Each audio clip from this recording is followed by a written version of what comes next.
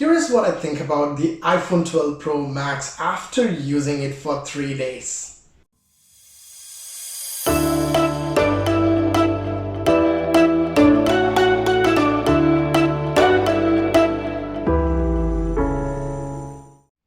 Hello everyone and welcome to Praxi. In today's video, I'm going to share my opinion of the new iPhone 12 Pro Max that I've been using for the past 3 days.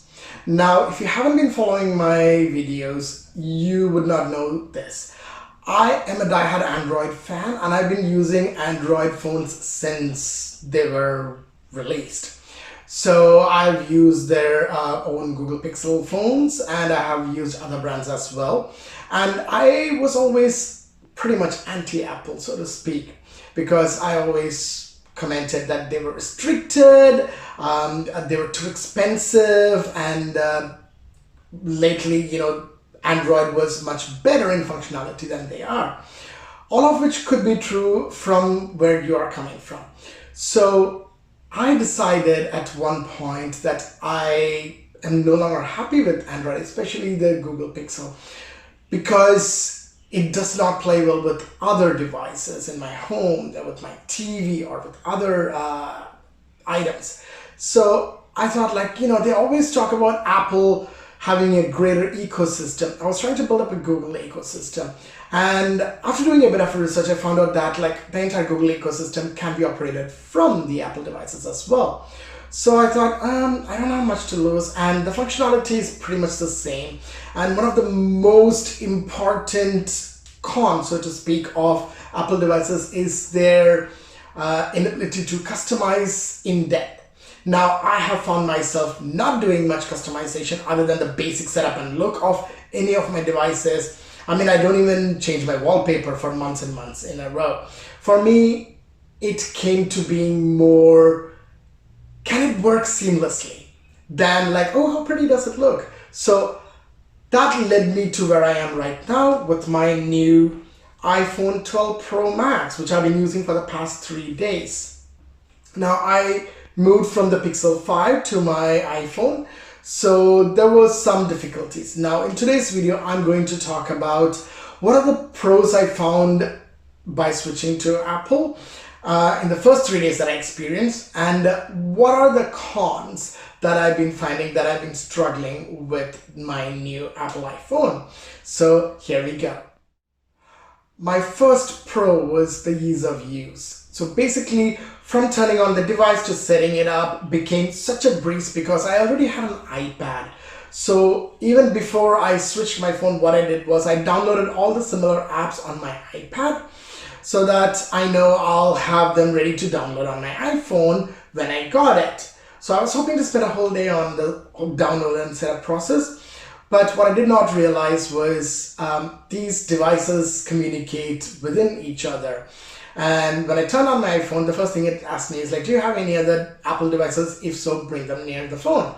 I brought my iPad near, and it seamlessly transferred the entire apps. Mind you, not all the iPad apps as well. It chose to transfer only the iPhone apps, which are compatible with the iPhone, and leave the iPad apps in the iPad, which is quite smart from what I can see. So that happened, and it was a beautiful transition. It was so easy. And then I started playing around a little bit with the widgets. I'll come to that a bit later. So in my past 3 days, one thing I found was I'm actually not missing my Pixel 5, which was weird for someone who's always used Android. Having moved to iPhone, they'll be oh, I miss this. I actually do not miss my Pixel. I find it much more easier, much more natural to use. So kudos for that. My next biggest pro is about the shortcuts. Now, I did not know what the shortcuts were when I was using the iPad. I was hardly using much of the iPad, but there was a lot of reviews about how to use shortcuts. What is this? What is that? Automate. And I have used a little bit of Google routines as well. So I thought it's going to be the same thing again. I have the Google routine for especially playing every morning when I wake up.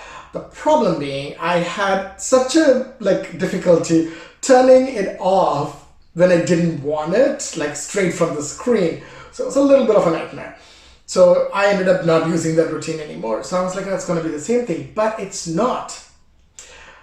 What I did was, like, after going through all the reviews, I thought like, so this can do a lot of things. So the first thought that came to my mind was, can I not use folders? And can I just use a shortcut to list the apps I want to, open and choose from that? How cool would that be? And guess what? It is cool, and I did that. Now, I used to have different folders in my Pixel device and previous all Android devices, having like, shopping, social, and everything.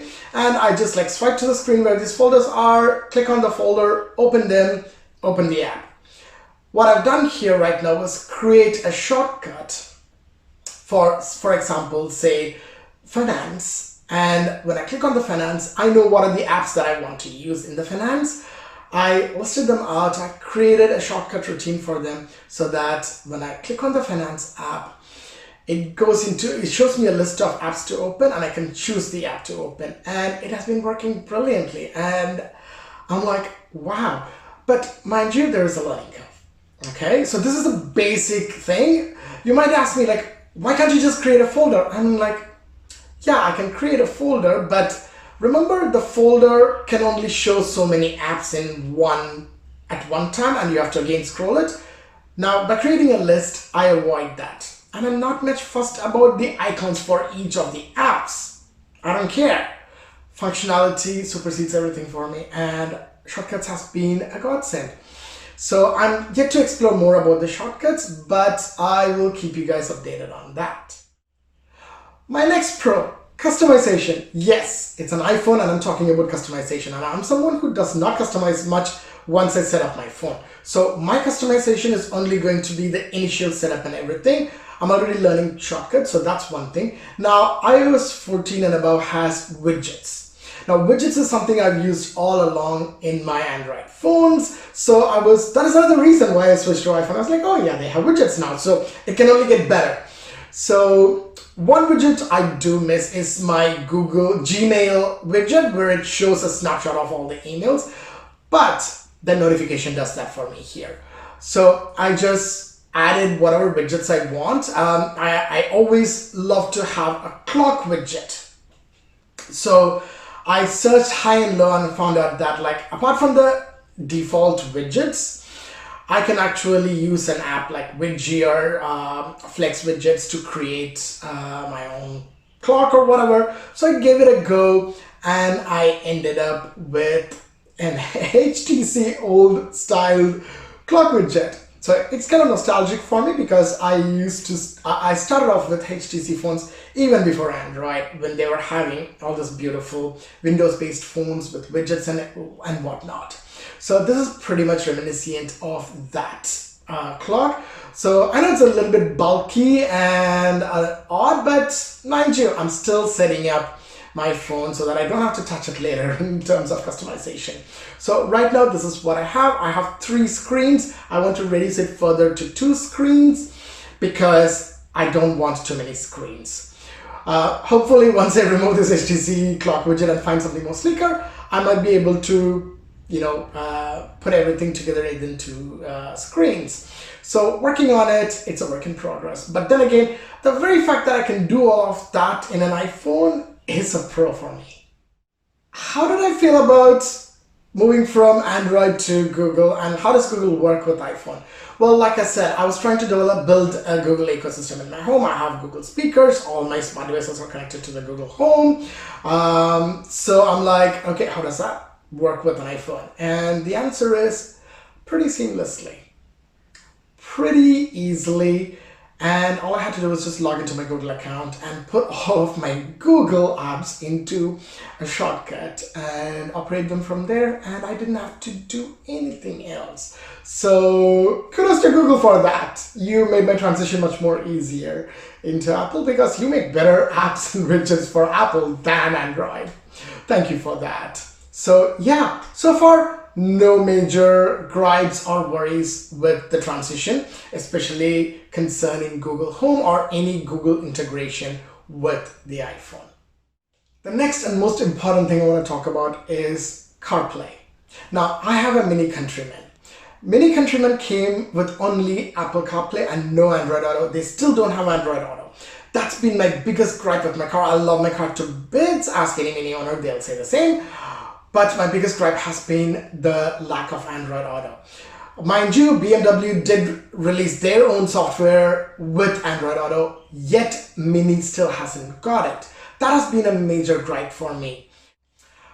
Since my car is from 2018, everything I believe was wired. I had to connect my phone to a cable and it should work. So I got in my car and I thought like, oh, let me just pair it with my Bluetooth first. And I paired it and guess what? Wireless CarPlay. I'm like, is it that easy? Like, mind you, when I tried using Android Auto on some of my work cars, I think they were Hyundai cars, I had to wire it. I had to like connect my Pixel 5 to a cable and use it. For some reason, Pixel 5 has this big issue with wired and wireless Android Auto. The wired Android Auto will not work with the Hyundai cars that I was using. Not with my work cars, not with my loan car, which I got when I put my car in for service. So to see that like my car is now purring like a kitten and working with CarPlay with Google Maps, yeah, that is just like amazing for me. I'm just falling in love with my car all over again, and of course with the iPhone. So which is a win again for me. So I would definitely consider that as a pro. Now to talk about unlocking the phone. I've used pretty much all kinds of unlocking in my previous Android devices, starting from pin, swipe in the older days to fingerprint sensor. Huawei phones always had the fastest fingerprint unlock. I loved them. And then the last Huawei phone I had has face unlock as well. Google Pixel 5 did not have it, but the face unlock worked as well. It was not very fast, but it worked only for unlocking the phone, not for anything else. The face unlock with the iPhone is just incredible. You use it for everything. And yes, the reviews were true. They have the best face unlock feature. And I have absolutely no complaints. And the speed in which it unlocks is just mind-blowing for me. Because the last time I used face unlock was with the Huawei Honor 20 Pro. It was fast, but not iPhone fast. So kudos to Apple for that. Absolutely impressed by their face unlock. I also discovered the back tap in the iPhone. Funny story is that a few friends of mine did not even know that the back tap existed, nor about the shortcuts. When I taught them, they were like, oh my god, like you had it for a couple of days and you already know this much. I was like, yeah, I like to learn my technology so that it makes my life much more easier. So back tap is great, where you can double tap or triple tap the back for certain actions. Now, one thing I noticed is the actions are quite limited. It's not quite open or extensive that you can do anything with it, but I'm still getting to explore it. I'll let you guys know if there's more things I can do, but at this point there's a list of things you can do, like take a screenshot or whatnot, and that is what I'm working with at this point. But it's a great feature. And I absolutely love it. The last time I used a feature similar to that was in my Honor phone, where I could literally swipe my fingerprint reader to even bring down the notification bar. So I don't know if something like that is there here, but I'm yet to explore that. But great feature. I love it. The next thing I want to talk about is charge. Now, I am a very average user. I don't play games on my phone. I'm a gamer, proper gamer. So I play on my PC and my consoles and everything else. I rarely play any games on my phone. The only game I've been playing was Pokemon, and yeah, I'm not playing that even anymore. So the amount of screen time I have on my phone is pretty less, especially on a working day where I hardly use my personal phone for anything other than quick calls, text, social apps, blah, blah, blah. That's about it. So I have found that I did not have to charge my phone for 2 days straight. By the end of the second day, I was having more than 35% charge, which is amazing because I know if it can last for even more than 1 day remotely, up to 1.5 days, it's great. But this phone lasted me for 2 full days with 30% charge, which is another reason why I bought the Max version, because I know it has a bigger battery as well. So great battery capacity. For my use, I'm pretty sure I will not have any problem with charge whatsoever, at least in 1 day of heavy use. My heavy use will be constantly on social apps, taking a lot of pictures, videos, etc. So great battery life, that's one of my biggest pros. Now coming to the cons, my first con is about not being able to have space and move your icons or widgets to where you want them to be. They get automatically organized from the top down. You cannot have any space. Yes, there is a way to customize the space by putting a transparent widget there. I did not like it. I might use it, I might not use it when I want to customize, but I most probably will not use a transparent blank widget there. It is not very functional in my opinion. I should be able to move my widgets wherever I want. I don't think there's a big security issue over there. Apple, if you're listening, that's what we want. We would like to move our widgets and keep them, or our icons, and keep them where we want, however we want. So that's my first, like gripe or con with the iOS. My next, I won't say it's a con because it depends on whether you use it or not. It's about shortcuts. As beautiful as it may be, I can see there's a learning curve to it. And a lot of Apple users are usually very light users. They don't want to bother themselves with like, oh, how do I code this action? How do I code this action?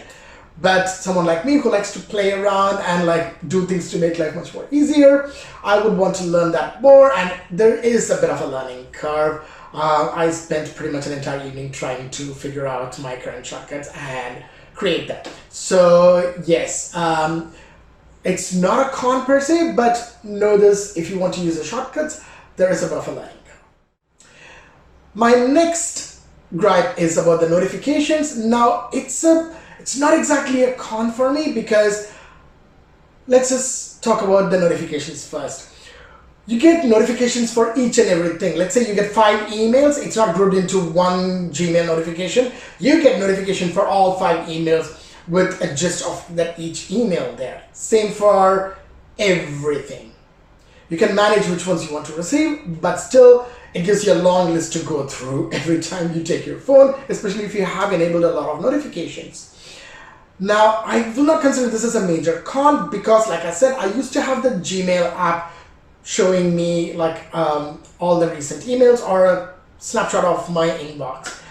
That is not there here.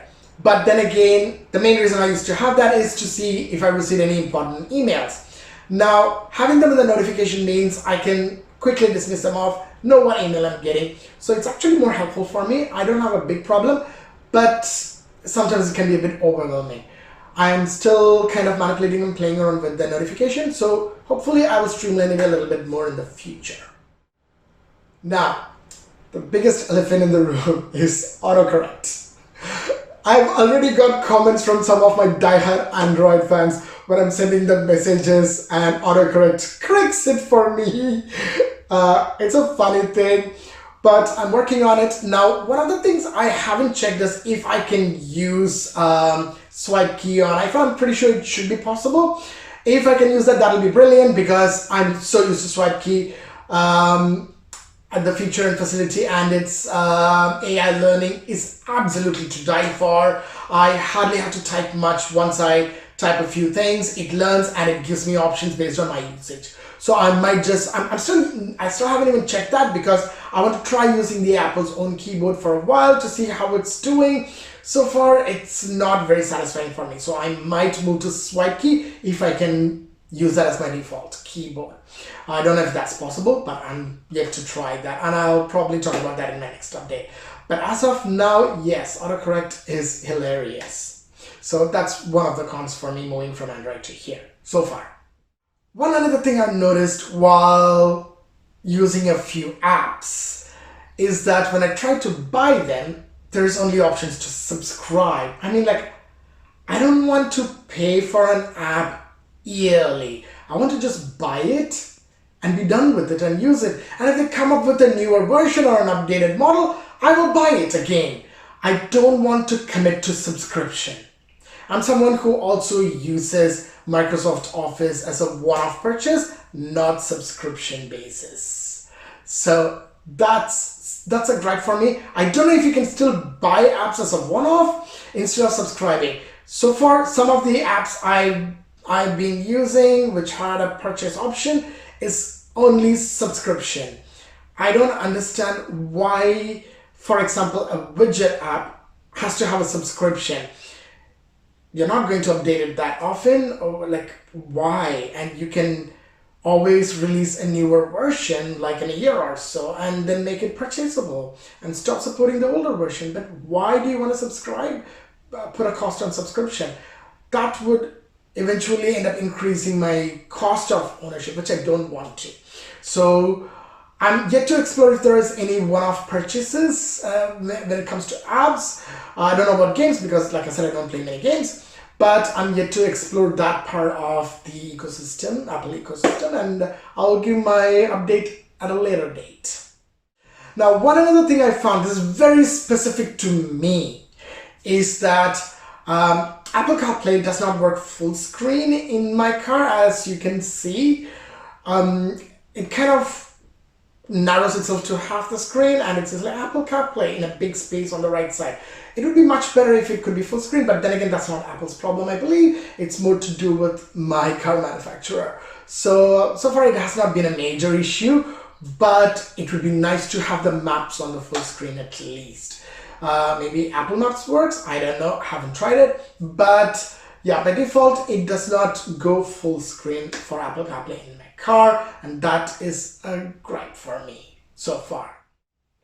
Well, that's all I have for you guys for my first 3 days of using the iPhone 12 Pro Max. Now, having been an Android user, like I said, it has been a very smooth and easy and surprising transition with a lot to explore. I love to learn new things all the time, so I'm actually pretty excited, spending lots of time learning about a lot of things within the iPhone and the Apple ecosystem. And so far, I haven't had any major drawbacks or any major issues with my migration. So the transition has been really smooth and I'm enjoying it. So that's pretty much it for today. If you have not done so, please subscribe to my channel and click on the bell icon so you can see how I feel in the next couple of weeks of using the iPhone and what else I'm discovering as I move forward within the Apple ecosystem. Don't forget to also like, share, and of course subscribe for my channel to see more videos. That's it from me. It's bye from Praxi Prax. Stay safe, everyone.